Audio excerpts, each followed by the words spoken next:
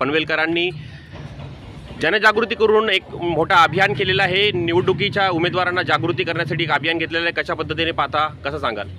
सर्वप्रथम तुम्ही सांगता यांनी 6ने खाता खोललाय, कसा खोलला आपल्या सगळ्यांना माहिती आहे। घोडेबाजार चाललाय।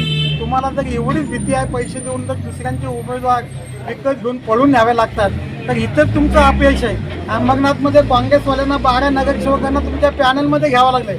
ही शिंदे साहेबांची दहशत तिथे तुम्हाला पाहायला मिळाली। शेवटी काँग्रेसने त्यांच्यावर हकालपट्टीची कारवाई केली। म्हणजे यांची विचारधारा कुठे?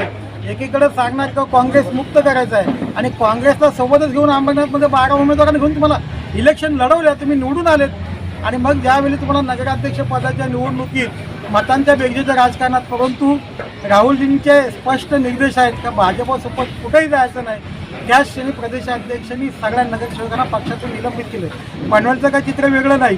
ज्यांच्या विरोधात आवाज करता, पुन्हा त्यांना दोषी ठरवता, पुन्हा त्यांना पक्षात घेता। आज तुमच्याकडे स्वतःचे असे भाजपचे कुठे लोक आहेत? दुसऱ्याच पक्षातले लोक घेऊन तुम्हाला उमेदवारी द्यावं लागतात ना। हे खरं तुमचं काम न केलेलं अपयश आहे। त्याच्यामुळं आता जनता सगळं समजून चुकलेली आहे आणि येणाऱ्या ह्या 15 तारखेला बरोबर तुमचा हिशोब करते। साहेब, महेंद्र शेटकर आपल्या प्रचारामध्ये दिसत नाहीयेत। काही पद्धतीचा काही मार्गदर्शन आहे? कसे पक्षश्रेष्ठी आपल्याला मदत करणार आहेत? बघा, तुम्हाला सांगतो, महेंद्र घडे साहेब आमचे नेते आहेत, प्रदेशाध्यक्ष आहेत, परंतु आम्ही खालच्या लेवलला आम्ही डोर टू डोर कॅम्पेनिंग ठेवलेलं आहे। आम्ही कुणी स्ट्राक प्रचारक बोलवलं नाही, कारण आमची नाल जनतेशी, आम्ही जनतेच्या दारापर्यंत जातो, हात जोडतो, पाया पडतो आणि त्यांना सांगतो का तुमचे राहिलेले प्रश्न सोडवण्याची आम्हाला एक वेळ संधी द्या। आणि खरोखर लोकांचा प्रतिसाद पाहिला तर खरोखर खऱ्या अर्थानं आज लोकांपर्यंत गेल्यामुळं आम्हाला त्यांचा प्रतिसाद कळाला। आम्ही जर अशाच वाड्यावरती वागातीसारखं कुठेतरी सभा घेत हवेत राहिला असतो तर लोकांचा प्रतिसाद मिळाला नसता।